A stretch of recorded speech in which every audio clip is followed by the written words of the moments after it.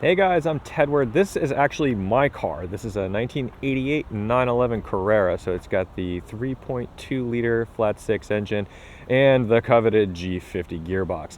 Prior to this, the 3.2s were coming with the 915, which is a great gearbox. They just have synchro issues and they're a lot more delicate. So think it's a little more Toyota feeling than Honda. I don't know if that analogy is worthy of what these cars are, but I think to anybody who's driven like a BRZ versus an S2000, that might make a little bit of sense. The car's been pretty heavily modified, but overall, mechanically, as far as engine stuff, it's pretty stock. It has a Steve Wong chip in it, so it revs out a little higher. And I've driven 3.2s both without the chip and with the chip, and it's a pretty significant difference. The exhaust is an M&K cap bypass, and we've done the turbo brakes and turbo fuchs on here. So basically, I bought this car handed to me on a platter. There's a whole bunch of suspension stuff going on. She sits pretty low, and at a glance, you'd almost think it sits too low. You know what? I would tend to agree with that just a little bit. There's a little bit of rub in certain situations, but the R888Rs have made this car so much stickier that I'm starting to find the limits of where it's going to rub at this point anyway. So cosmetically, it has the rough bumpers front and rear, so it looks a little more like a CTR Yellowbird. Love it or hate it, we've got the Redline tow hook, and inside I'd like to replace this cage. I'm not thrilled, or cage, roll bar, not thrilled about the way it's been installed, and it's a little creaky, as you're going to hear when we get into the car. We've got the Recaro pole positions with the 6-point Schroth-Hans. Because I'm not a huge fan of the way this is installed, I actually don't really use those seat belts. They're more for show. And once I get that roll bar replaced, then I'll start considering bringing it out to the track.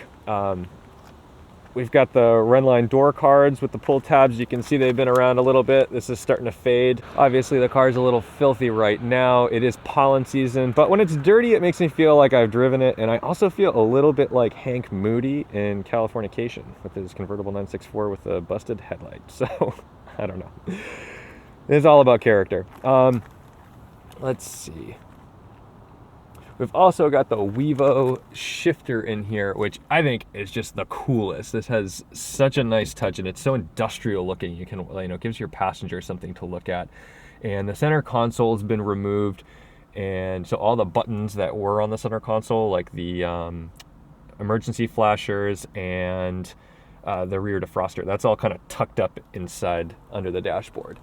A lot of folks ask why these are rotated. It's kind of just a culture thing, but really it's because when you put on these smaller steering wheels, like these racy wheels, like this Momo, it's pretty difficult to see where the needle is getting close to redline, especially if you're, kind of in a corner. What this does is it allows redline to be straight up and down, and you've got this whole area to be able to see that. So, and the speedo, the only reason people turn the speedo is so that those kind of match angle when they're at rest. It's just a style thing.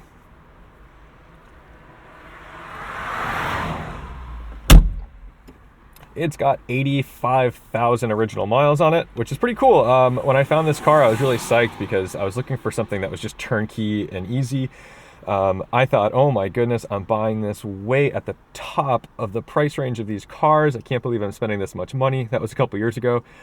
Fortunately, I was dead wrong, and these are still going up in value. People have become really obsessed with air-cooled Porsches, and maybe that's thanks to Magnus Walker. Can't really tell. I always just call this the Outlaw because it is kind of an outlaw build. Down here, I've got the Vostek throttle pedal, and it's almost cartoonish. It's huge. It's really hard to heel toe this car, not because you can't reach it, but because the brakes are really sensitive. So if I was down in here on the brakes and I was to blip that, this amount of brake force would probably lock up all four tires. So I've actually got a Redline pedal that is adjustable. So I'm going to be installing that pretty soon.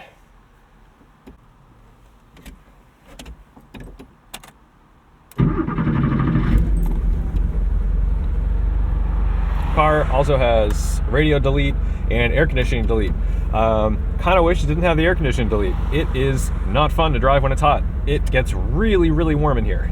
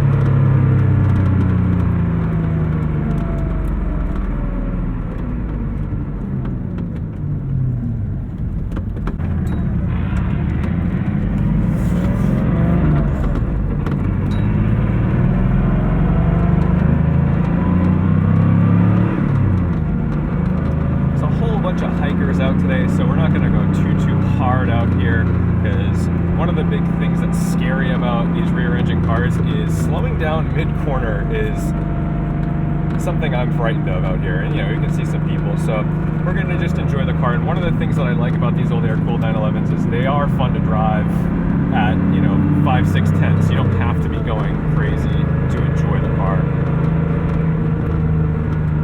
But now with the R compounds, the capabilities of the car went way up. The turn-in is always really sharp, mostly because the front camber is like negative 2.8, I want to say.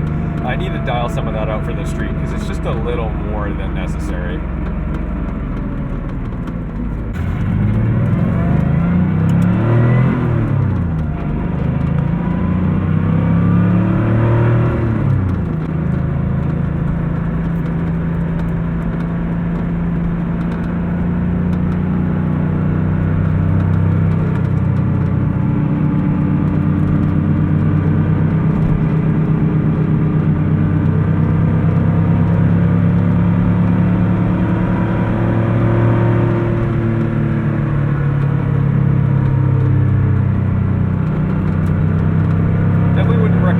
Shifting these gearboxes. Car pulls a little to the right under braking. I think I need to rebuild the caliper.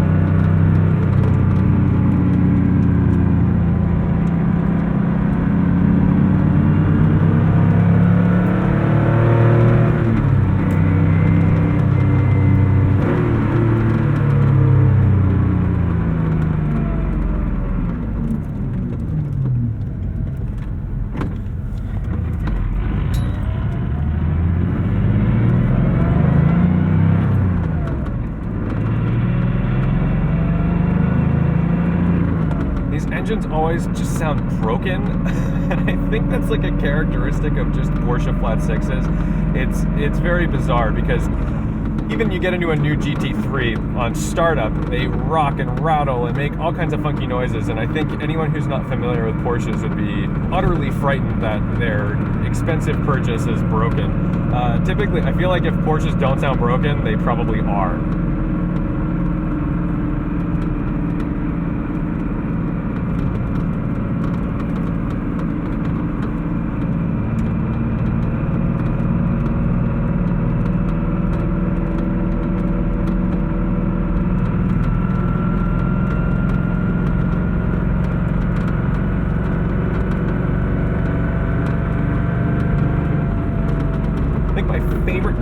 This car makes is there's some gear whine when you get into fourth gear, and I'm not sure if it's because fourth gear is straight cut or something. I don't know, it just has like a very interesting high-pitched whine to it.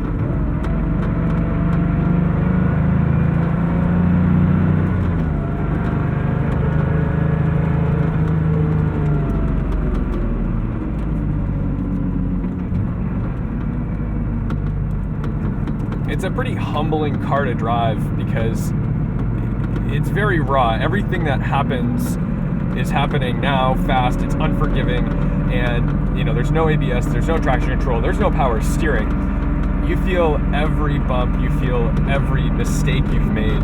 there's really nothing to cover it up except for the grip of the tires, and as long as you're not near that edge of grip, your mistake will be forgiven. But it's pretty easy to go over the edge, especially with, like, I've got a really stiff sway bar set up in this car right now, so lift-off oversteer is very real, and it's not something that I induce. I'm not going to say I'm good enough to, like, roll into a corner on our 888Rs, jump off throttle, and point it into a corner. I mean, it is something that you need to be very aware of and respectful about. There's that fun Cage Creek.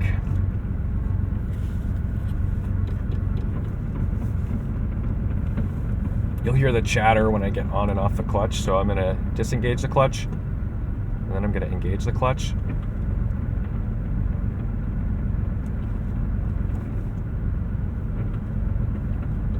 That's the kind of stuff that the folks who were reviewing the 911R were really excited about, because those are the noises they were hearing, and those are those subtle characteristics that made that car really special. And to me, you know, when I first bought this car, that kind of stuff scared me. I'm like, oh no, what is that rattle? What is that noise?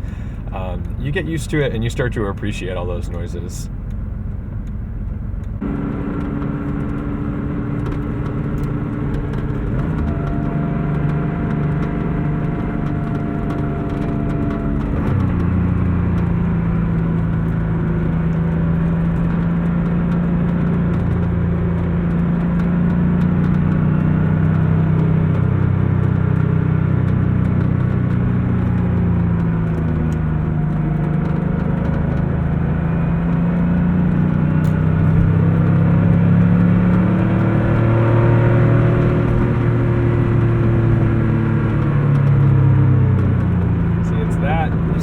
Tail come around a little bit, and it's just so unsettling. Want to brake in a straight line, get on throttle in the corner, because when you start to lift off, you're gonna have to correct it.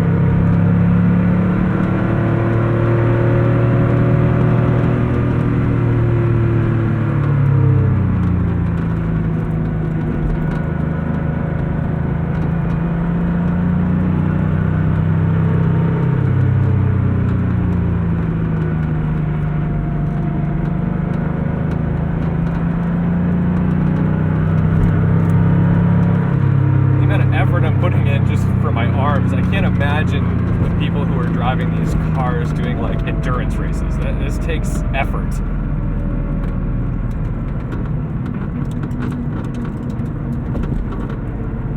And with these Redline door cards, I don't have anywhere to put my arms. Sorry, that was an animal.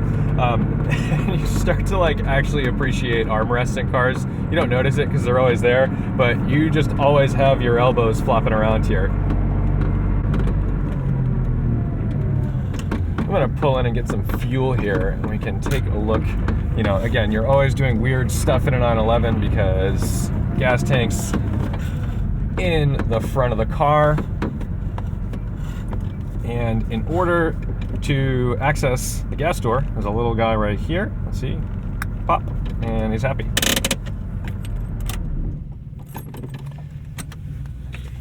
Some other awkward things about this car, the HVAC system. I have not mastered it. All I know is that to turn the heat on, I want this to be at least on a number, not 0.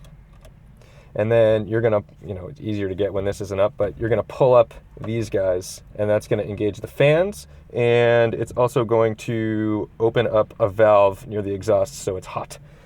If you want air on like your face or up here, there's all these guys. I'm not going to pretend to tell you what to do. I kind of button mash it until it does what I want it to do. So that is my 88 911. Thank you so much for watching, liking, commenting, and subscribing. Wine Neighborhood Magazine is nearly at 400,000 subscribers now. I've been with them since before 350,000, so thank you for an amazing year as a contributor for this place, and keep watching. I'm having a blast. Go ahead over and check out my channel, Tedward Drives, as well as Chris Amos's channel, The Topher. See you in the next one.